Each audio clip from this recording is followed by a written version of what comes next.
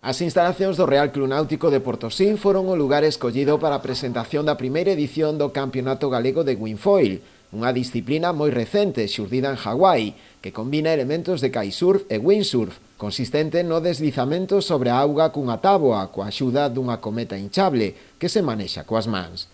Dende o Náutico sonense destacaron a importancia da proba e o privilexio de poder organizar por primeira vez en Galicia este campeonato. Se va a disputar en 2 días, ¿vale? Sábado y domingo. El sábado la regata va a comenzar a las 11 de la mañana y tenemos previsiones de mucho viento, ¿vale? Que es lo que siempre busca esta disciplina. De hecho, podríamos decir casi que es una disciplina que no tiene límite de viento, ¿vale? Vemos a la gente navegando incluso con vientos por encima de los 30 nudos.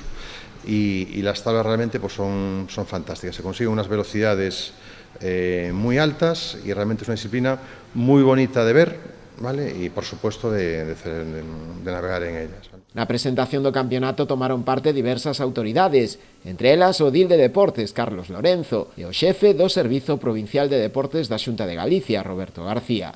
Os dous destacaron tamén a importancia deste campeonato. Tenemos que enorgullecernos que es el primer campeonato gallego de windfoil, algo de una especialidad algo espectacular, ¿no? Lo hablábamos antes.